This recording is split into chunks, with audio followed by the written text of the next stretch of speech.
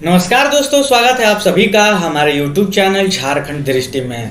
दोस्तों फाइनली बिहार सचिवालय सहायक बीएसएससी सीजीएल थर्ड की वैकेंसी और नोटिफिकेशन आपके सामने आ चुकी है। इससे पहले कि ठीक 15 दिन पहले मैंने वीडियो बनाया था और उसमें बताया था कि आज से ठीक 10 से 15 दिन के बाद आपको ये वैकेंसी देखने के लिए मिल जाएगी। हालांकि उस वीडियो पे बहुत सारे दोस्तों ने कमेंट किया था कि ये वैकेंसी 18 से आ रही है, 19 से आ रही है, लेकिन आज तक नहीं आई।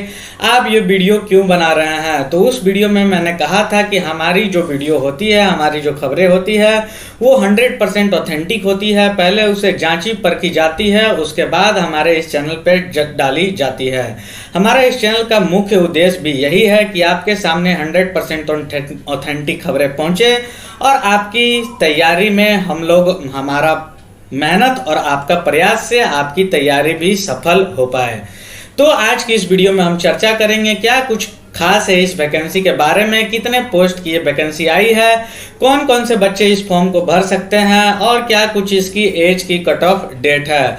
साथ ही इस वीडियो में हम चर्चा करेंगे कि इस एग्जाम को निकालने के लिए क्या कुछ आपके सिलेबस होंगे, क्या कुछ इसके एग्जाम पैटर्न होंगे और कौन कौन सी बुक लिस्ट आपको फॉलो करनी है जिससे आप इस एग्जाम को एक बार में क्रैक कर ले।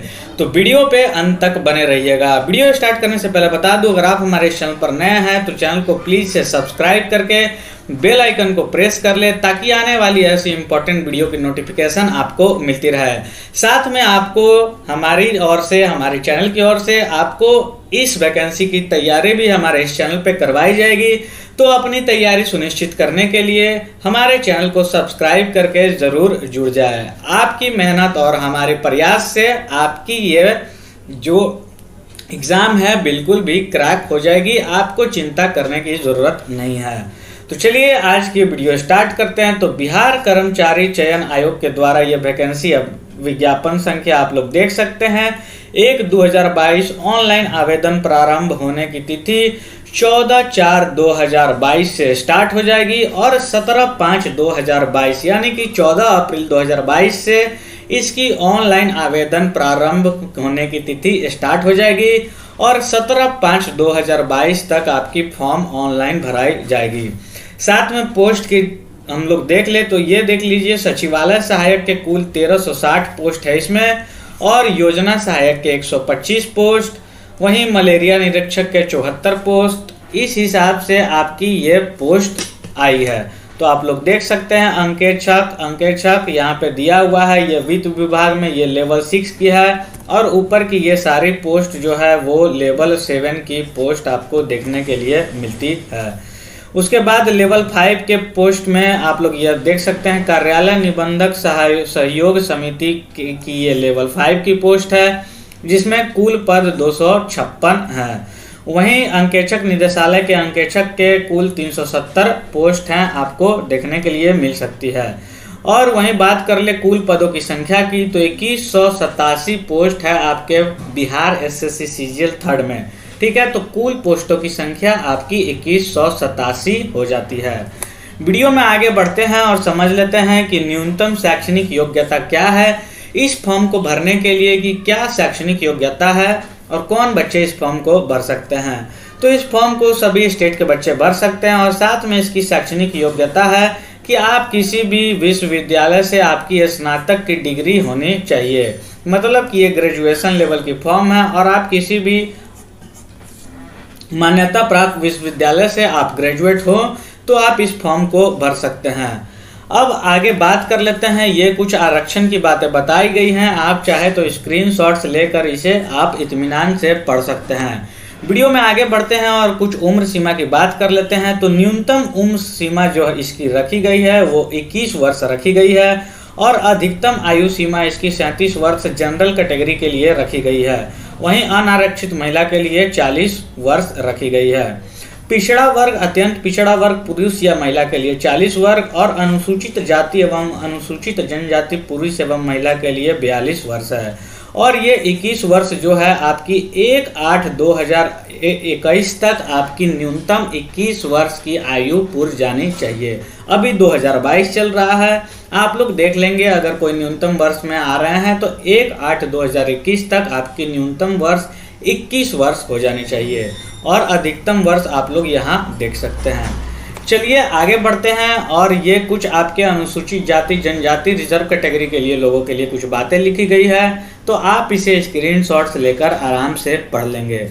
चलिए आगे बढ़ते हैं, और इसमें जो सामान्य वर्ग के लिए क्वालिफाइंग रखा हुआ है वो 40% रखा गया है। इस सभी पे अभी हम चर्चा करेंगे। उससे पहले आप देख सकते हैं कि आवेदन प्रारंभ की तिथि यहाँ 14/4 से 17/5 बताई गई है, जो आपके BSSC bihar.gov.in साइट से आवेदन होगी। और एक खास बात बता दूं कि जिस टाइम आप आवेदन करेंगे तो आवेदन समर्पित करने के समय के पास सभी आपके जो प्रमाण पत्र एवं अंक पत्र मूल रूप से उपलब्ध होने चाहिए। जब तक ये वैकेंसी आपकी जब तक फॉर्म फिल होगी उससे पहले आपको जितने भी सर्टिफिकेट हैं वो सर्टिफिकेट आपके बने होने चाहिए, और उसके बाद की सर्टिफिकेट आपकी नहीं चलेगी। तो आप लोग अभी जिन लोगों ने सर्टिफिकेट नहीं बनवाया है, जिनका OBC EWS वगैरह वगैरह है, वो आप सभी अपने सर्टिफिकेट के लिए अभी अप्लाई कर दें, ताकि 14 तारीख से पहले बन जाए और आपको कोई इसमें परेशानी ना हो फॉर्म भरने में। चलिए आगे बढ़ते हैं, और परीक्षा के क्या कुछ शुल्क होंगे। तो 540 रुपये आपके सामान्य वर्ग पिछड़ा वर्ग के लिए दिया हुआ है कि सबके लिए 540 रुपये लगेंगे। वहीं अनुसूचित जाति जनजाति बिहार के अस्थायी निवासी के लिए ये 135 रुपये लगेंगे। तो आप लोग देख सकते हैं। बात कर लेते हैं परीक्षा की प्रकृति की। तो परीक्षा की जो प्रकृति है वो MCQ टाइप की परीक्षा होगी, और प्रारंभिक परीक्षा वस्तुनिष्ठ प्रकृति की होगी। प्रारंभिक परीक्षा के माध्यम से कोटिवार उपलब्ध रिक्तियों के 5 गुना अभ्यर्थियों का चयन मुख्य परीक्षा के लिए किया जाएगा, और मुख्य परीक्षा हेतु अलग से विज्ञापन प्रकाशित किया जाएगा। आप लोग इसे ध्यान में रखिएगा। तो प्रारंभिक परीक्षा के पत्र सामान्य ज्ञान का होगा, और उसमें कौन कौन से विषय रहेंगे आइए देख लेते हैं।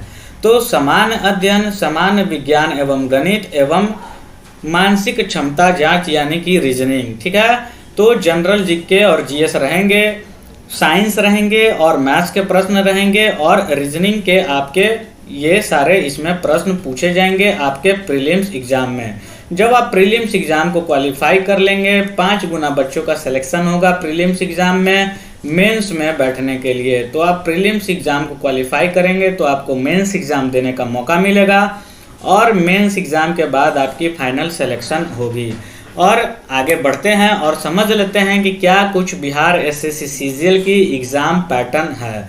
एग्जाम पैटर्न को समझने के लिए आपको उसके प्रीवियस ईयर क्वेश्चन को ज़रूर देखना चाहिए, और प्रीवियस ईयर क्वेश्चन की डिटेल्ड एनालिसिस में वीडियो आपको हमारे इस चैनल पे मिल जाएगी। प्लेलिस्ट में जाएं और बिहार CGL करके एक प्लेलिस्ट होगा, उसमें जाकर आप प्रीवियस ईयर क्वेश्चन को देखें। उसमें मैंने डिटेल्ड एनालिसिस में आपको बताया है कि कैसे क्वेश्चन पूछे जाते हैं, और उन सभी क्वेश्चन का स्रोत कहाँ है मैंने बुक और पेज नंबर के साथ उसमें डाल दिया है। तो आपको वो एग्ज़ाम की तैयारी करने में बहुत हेल्पफुल साबित होगी। चलिए आइए अब हम लोग एग्ज़ाम पैटर्न को थोड़ा समझ लेते हैं। तो बिहार CGL में आपके 2 पैटर्न होंगे, 2 एग्ज़ाम होंगे, एक प्रीलिम्स एग्ज़ाम और दूसरा मेंस एग्ज़ाम होगा। टोटल नंबर ऑफ क्वेश्चन इसमें 150 होंगे, PT में भी और मेंस में भी। जब आप PT क्वालिफाई करेंगे तो आपको मेंस देने का मौका मिलेगा। आइए सिलेबस पे चर्चा कर लेते हैं। GK आपके करंट अफेयर्स से 50 प्रश्न होंगे, जनरल साइंस से आपके 25 प्रश्न होंगे, मैथ से आपके 25 प्रश्न होंगे, और रीजनिंग से आपके 50 प्रश्न होंगे। ये टोटल आपके 150 क्वेश्चन हो जाते हैं। हालांकि इसमें आपको ये दोनों मिक्स अभी दिखाया गया है, जनरल साइंस और मैथ से 50 क्वेश्चन आपके नोटिफिकेशन में लिखा हुआ है। तो 25 क्वेश्चन आपके साइंस से होंगे और 25 क्वेश्चन मैथ से होंगे। GK और करंट से आपके 50 क्वेश्चन होंगे, और रीजनिंग से 50 क्वेश्चन होंगे।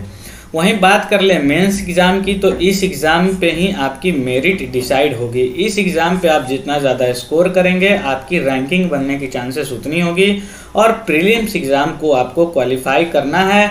जैसे 2187 पोस्ट है तो इसके 5 गुना लगभग 10 से 12 हज़ार लड़कों का चयन किया जाएगा आपके मेंस एग्ज़ाम के लिए। तो आप लोग इसे ध्यान में रखिएगा और तैयारी को आप वैसे ही शुरू कीजिएगा। अब बात कर ले मेंस एग्जाम में, तो मेंस एग्जाम में भी ये सेम पैटर्न देखने के लिए आपकी मिलेगी। टोटल नंबर ऑफ क्वेश्चन 150 रहेंगे, और इस पे आपकी मेरिट बनाई जाएगी। वीडियो में आगे बढ़ते हैं और सामान्य अध्ययन और बाकी जो भी आपके विषय हैं उनमें से कहाँ कहाँ से प्रश्न पूछे जाएंगे, आप लोग इसे एक बार ज़रूर देख लीजिए।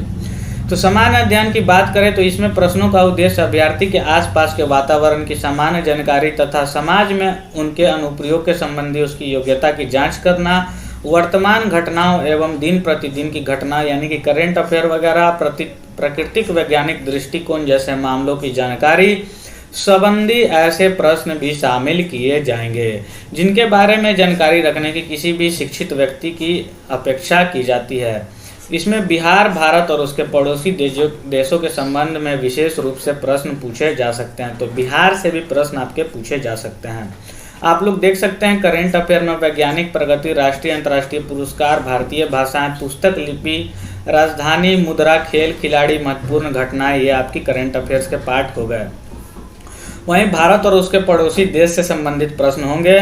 खंड का सामान्य विज्ञान एवं गणित, इसमें सामान्यतः मैट्रिक स्तर के प्रश्न रहेंगे, आप लोग इसे ध्यान रखिएगा। 10th लेवल के आपके साइंस के प्रश्न रहेंगे और आपके गणित के भी 10th लेवल के ही प्रश्न पूछे जाएंगे। तो भौतिक शास्त्र यानी कि फिजिक्स, केमिस्ट्री और बायोलॉजी और भूगोल आपके सामान्य विज्ञान में पूछे जाएंगे। वहीं बात कर ले गणित की तो इसमें संख्या पद्धति यानी कि इसमें आप समझ ले केवल अरिथमेटिक पूछी जाएगी, इसमें एडवांस मैथ्स का कोई जिक्र नहीं किया गया है। आप लोग देख सकते हैं दशमलव, भिन्न संख्याओं के बीच परस्पर संबंध, मूलभूत अंक गणितीय संकृति, प्रतिशतता यानी परसेंटेज, रेशियो, प्रोपोर्शन, एवरेज, लाभ एवं हानि, प्रॉफिट एवं लॉस, यही सब आपके पूछे जाएंगे। तो आपको केवल अरिथमेटिक की तैयारी करनी है अंकगणित की, और इसके अलावा आपको एडवांस पढ़ने की इस एग्ज़ाम में ज़रूरत नहीं पड़ेगी। वहीं बात कर ले रीजनिंग में तो आप लोग देख सकते हैं इसमें सादृश्य, सामान्यता एवं भिन्नता, कल्पना, समस्या, मतलब जो एग्ज़ाम में रीजनिंग पूछी जाती है आपकी रेलवे, एनटीपीसी, जितने भी एग्ज़ाम एसएससी वगैरह हो गए, तो वैसे ही लेवल की आपकी इसमें रीजनिंग देखने के लिए मिलेगी। आप प्रीवियस ईयर क्वेश्चन से आप इसका सटीक अंदाज़ा लगा सकते हैं कि रीजनिंग के प्रश्न कैसे पूछे जाते हैं। वीडियो में आगे बढ़ते हैं और समझ लेते हैं कि इस एग्ज़ाम को निकालने के लिए आपको कौन कौन से बुक लिस्ट फॉलो करनी चाहिए ताकि इस एग्ज़ाम को आप एक बार में क्लियर कर सके। तो बात कर ले जनरल स्टडीज़ की तो इसमें आपके history, geography, polity, economics, miscellaneous और करेंट अफेयर्स के प्रश्न पूछे जाएंगे, जो 50 प्रश्न आपके पूछे जाएंगे। तो ये आपकी रैंकिंग डिसाइड करने के लिए इम्पॉर्टेंट हो जाती है। आपको भीड़ से या तो ये अलग कर देगी या तो आप इस भीड़ में शामिल हो जाएंगे। तो जनरल स्टडीज़ को आप ध्यान से पढ़ेंगे, इसके लिए आप लूसेंट की सामान्य ज्ञान की बुक फॉलो कर सकते हैं। ये आप सब्जेक्टिव बुक और साथ में ऑब्जेक्टिव बुक को फॉलो कर लें, और ये दोनों बुक को कंप्लीट करने के बाद आप एक और बुक है घटना चक्र, इस घटना चक्र बुक को आप बिल्कुल भी नेगलेक्ट ना करें। इसके ही सारे प्रश्न आपके डायरेक्ट एग्जाम में देखने के लिए मिल सकते हैं, तो आप घटना चक्र बुक को ज़रूर बना लें इस दोनों बुक को कंप्लीट करने के बाद। साथ में लूसेंट को कैसे पढ़ना है, कैसे 1 से 2 महीने में आप लूसेंट का पन्ना पन्ना कैसे याद कर सकते हैं, उस पर भी मैंने एक स्पेशल वीडियो बना दी है, तो आप उसे देख सकते हैं कि लूसेंट को कैसे पढ़ा जाता है, कैसे याद करा जाता है, उसके सारे तरीके को मैंने इस चैनल पे डिस्कस किया है। आगे बढ़ते हैं और जनरल साइंस को समझ लेते हैं। तो जनरल साइंस में आपके फिजिक्स, केमिस्ट्री और बायोलॉजी के प्रश्न होंगे, और ये आपके 10th लेवल के प्रश्न पूछे जाएंगे, तो आप लोग इसे ध्यान में रखेंगे। और इसके लिए आप साइंस की एनसीईआरटी बुक को ज़रूर फॉलो करें, मैं बता दे रहा हूँ दोस्तों। गवर्नमेंट स्पॉन्सर्ड बुक होती है ये एनसीईआरटी बुक, और गवर्नमेंट जब अपनी कोई भी एग्ज़ाम कराती है तो वो चाहती है कि उसके बुक्स का ज़्यादा से ज़्यादा प्रचार प्रसार हो। तो एनसीईआरटी से डायरेक्ट क्वेश्चन आपके एग्जाम में देखने के लिए मिल जाएंगे, क्योंकि हाल में दरोगा का एग्जाम हुआ था और बहुत सारे लोगों ने लूसेंट और ये सब पढ़ कर गए थे, और वहाँ पे अच्छे अच्छे धुरंधर जाकर पस्त हो गए थे। तो एनसीईआरटी से डायरेक्ट क्वेश्चन वहाँ देखने के लिए मिले थे, और बिहार के एग्ज़ाम में आप बिल्कुल भी रिस्क ना लें, बिल्कुल भी सोच कर ये ना जाए कि किसी एक बुक को हमको पढ़ने से सिलेक्शन मिल जाएगी। आप एनसीईआरटी बुक को ज़रूर फॉलो करें, क्योंकि बिहार का हमेशा से ऐसा ट्रेंड रहा है कि कुछ भी कभी भी कोई भी एग्ज़ाम में कोई भी क्वेश्चन पूछ दिया जाता है। तो आप लोग एनसीईआरटी बुक को बिल्कुल भी नेगलेक्ट मत कीजिएगा। साथ में आप ये रेलवे वाली स्पीडी पढ़ सकते हैं साइंस के लिए, तो ये दोनों बुक आपकी काफ़ी है इस एग्ज़ाम में जनरल साइंस के 25 आउट ऑफ 25 क्वेश्चन करने के लिए। वीडियो में आगे बढ़ते हैं और मैथ्स और रीजनिंग को समझ लेते हैं। तो मैथ्स और रीजनिंग के लिए आपको कौन सी बुक फॉलो करनी चाहिए?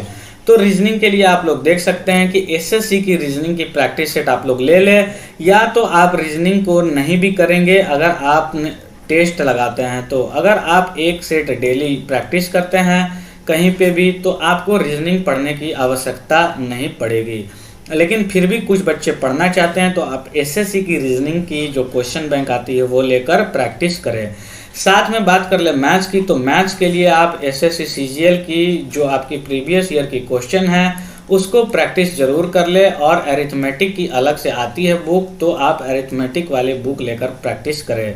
अगर आप रेलवे एनटीपीसी वगैरह एग्ज़ाम की भी तैयारी करते हैं तो ये आपके बहुत ज़्यादा इस एग्ज़ाम में काम आने वाली है, तो आप इसकी सेट एक ज़रूर लगाएं। इससे आपकी मैथ की जो लेवल है वो अच्छी हो जाएगी और आप 50 में से 50 इजीली स्कोर कर पाएंगे मैथ्स में।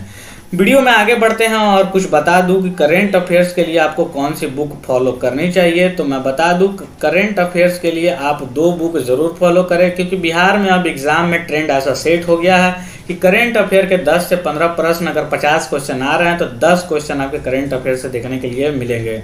तो करेंट अफेयर्स के लिए आपको 2 सोर्स फॉलो करनी है, 2 बुक फॉलो करनी है। एक आप फॉलो करेंगे स्पीडी की करेंट अफेयर जो आती है, आप उसे ज़रूर फॉलो करेंगे। और साथ में आप एडुटेरिया की जो करेंट अफेयर आती है वार्षिकांक, तो आप एडुटेरिया के करेंट अफेयर्स को ज़रूर फॉलो करेंगे। ये दोनों बुक से करेंट अफेयर करने के बाद आपके एक भी क्वेश्चन ना के बराबर छूटेंगे। तो 90 to 95% आप क्वेश्चन इजीली सॉल्व कर पाएंगे।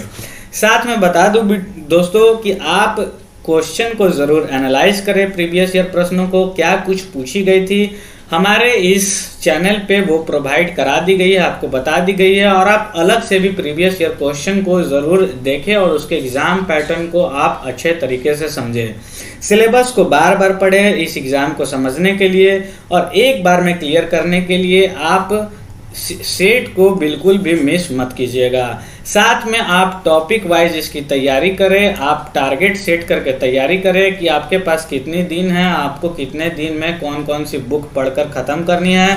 और टेस्ट सीरीज़ एक ज़रूर लगाएं, आप जहां कहीं भी लगाएं, क्योंकि एग्जामिनेशन में आपकी कंफ्यूजन में क्वेश्चन गलत नहीं होनी चाहिए। अगर आप आता हुआ क्वेश्चन एग्जाम में गलत करेंगे तो उस आते हुए क्वेश्चन को गलत करने से आप एग्जाम में रेस से बाहर हो जाएंगे। तो बिहार में जो भी एग्जाम होती है, टक्कर की एग्जाम होती है, आप लोग इसे ध्यान में रखिएगा।